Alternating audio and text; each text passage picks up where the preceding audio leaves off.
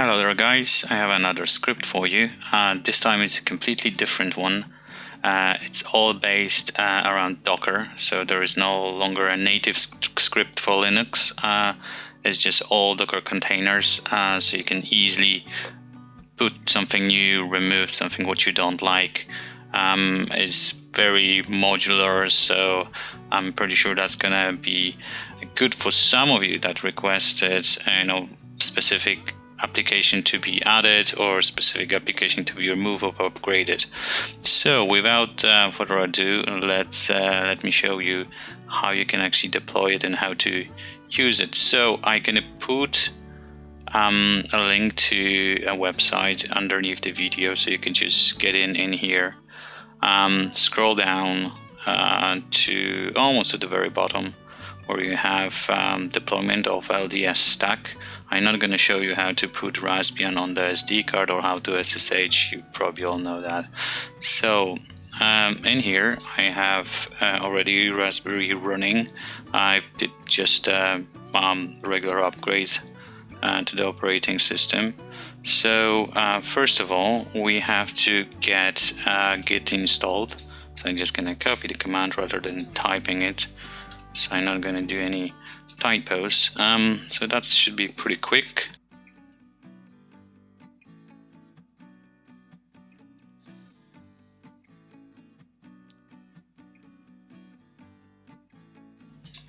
When this is completed, we're just going to clone the project from GitHub. You can also get to the GitHub itself and read what I already put it here.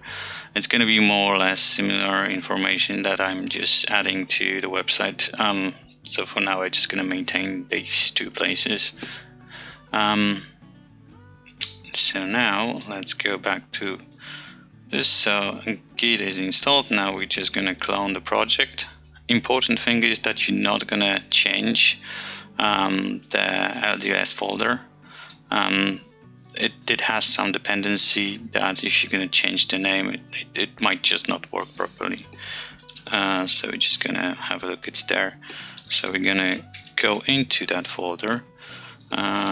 So right now we have just 3 files and a folder with the scripts.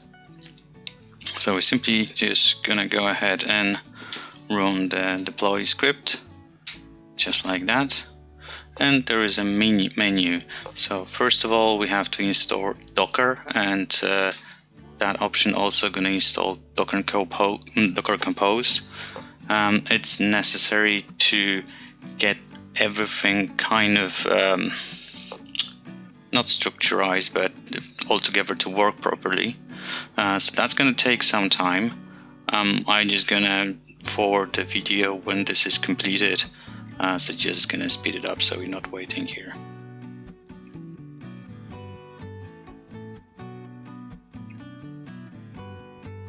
And there we go. The Docker and Docker Compose are installed. So now we have to just reboot the Pi.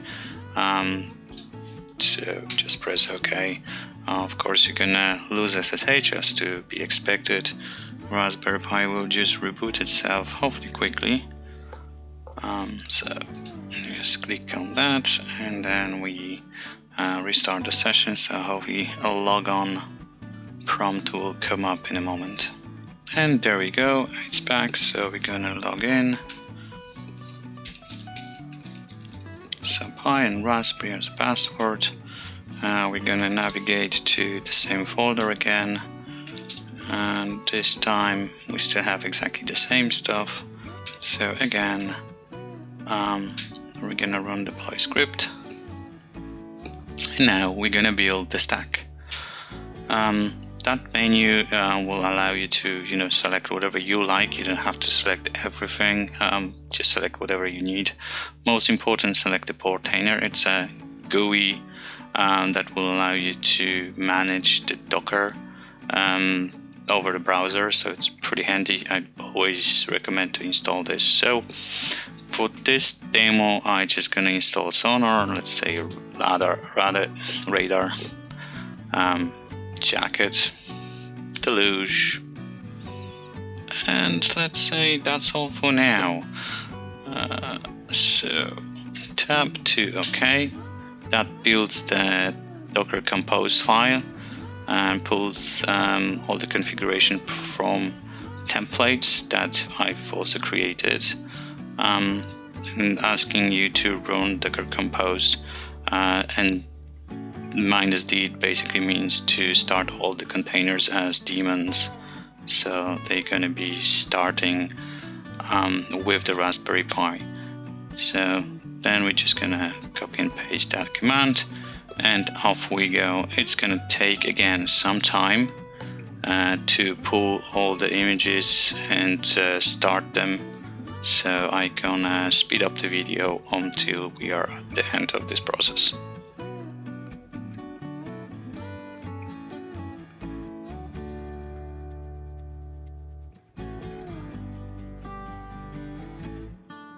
And slowly we're getting to the end of this process. So now containers are getting created. I only have Raspberry Pi 3, so it's not as fast as it could be on Raspberry 4. But there you go, it's all completed. Now if we're gonna list folders in the LDS folder, then you can see there is much more stuff in it. If you would like to rerun these commands, you can basically use exactly the same command, so docker compose -d. All the commands that this does are actually in this little file. This file is created dynamically when you run the deploy.sh and you're selecting whatever packages you would like to have installed. So everything is built on the fly, and that file contains the Docker in deployment kind of instructions. So if you want to see what's there, just simply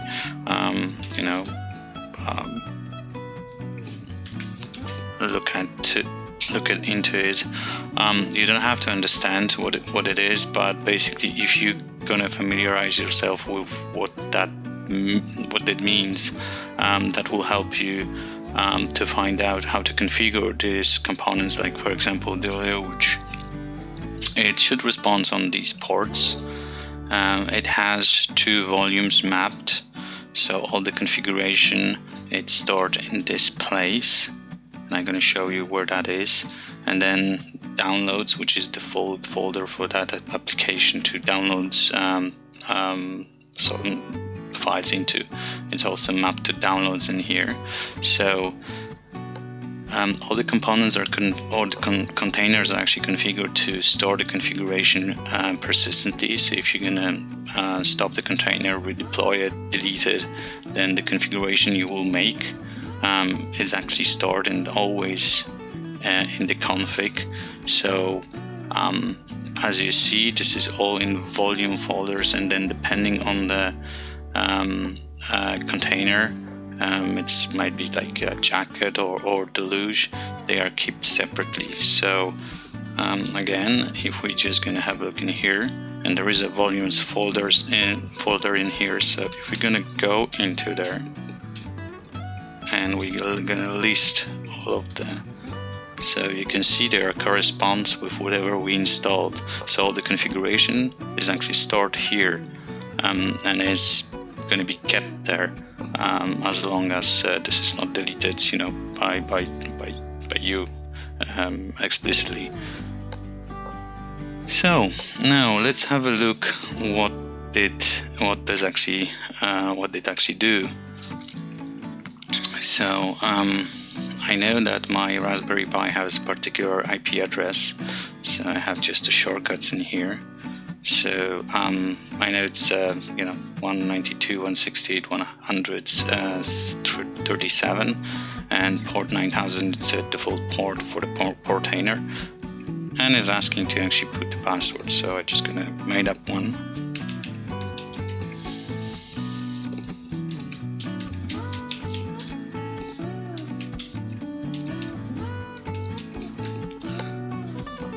And there we go. Not gonna save that. We're gonna manage a local system, so we're just gonna select this without changing anything. Just press connect, And there you go, that's your Raspberry Pi and your Dockerized kind of systems. So then you have what we choose to have, like a Portainer, a Radarr, or a Sonarr. If you want to connect to any of them, so just simply go to a browser. Let's say we're gonna try to connect to Jackett. As you can see, the same IP address, just a different port. There you go, it's serving from your Raspberry Pi as a Docker container. The same with Sonarr. We can go ahead and find out Deluge, default password Deluge. I think I'm not gonna save it again. Yes, we can connect to this daemon, and off we go. It's ready to go. So going back to the script itself, you can do a few other things, and that script gonna be I'm gonna try to add some other features like a backup and restore. We'll see. So just go back to LDS and deploy sh. So what else we can do? We have some Docker commands, so we can start and stop, restart, all stock, update. If we're gonna do it now, it's not gonna update because all the Docker containers are actually installed with the most recent one, the latest version. So we can delete stop containers or delete the images that are not used or associated with any container. You don't have to know what that means, it's just for your convenience. If you will find out what this actually means, that's great. So again, we can update the script explicitly. It's getting updated anyway every time it's actually run, but yeah, there's an option for that as well. Few other miscellaneous here, so you can disable swap and move swapping to RAM if you like. It's gonna kind of save your SD card from wearing too much, just for your convenience again. So you're gonna cancel that, go back in here.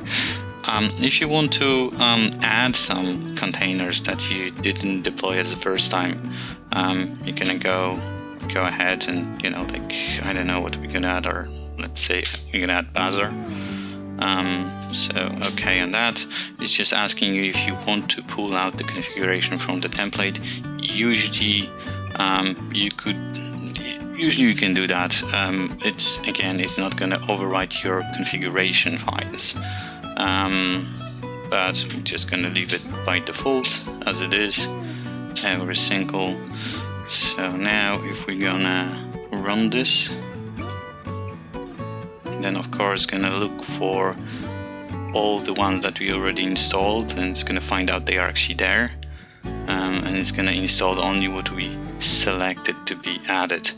There is no script to remove containers because you can easily do it from the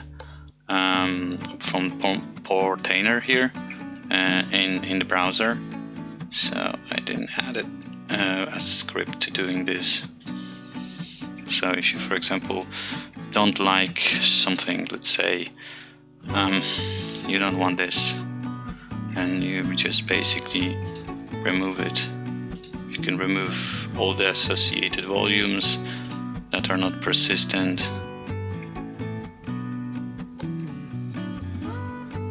and that will make it go away. And instead we should see in a moment Bazaar as a new container, and you'll be able to connect to it. So let's wait for this to finish.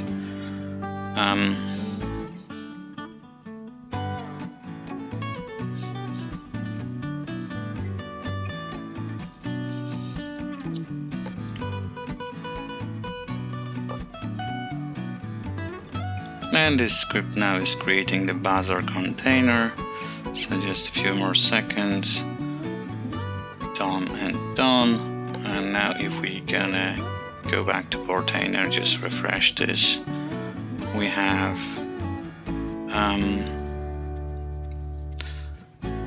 Bazaar in here, but we also have Sonarr, because while we were actually removing one, it was redeployed by the script, because we were doing these in one time. So well, we can just get rid of it right now again. Gone. So that's how it works. In here you have ports that this services actually respond to. So for example, the Bazaar that we just installed, it's 6767. So if we just, let's say, go ahead in here and we're gonna delete that and we're gonna put 6767 instead, we should get a Bazaar instance, again serving from the container. So I think that's all for now. The script has these components built in for you to deploy if you like. I hope there's going to be something added to this while I have time to do it. But for now, just enjoy. If you like the system, put the thumbs up.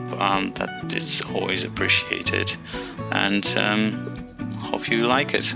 Thank you so much. Take care.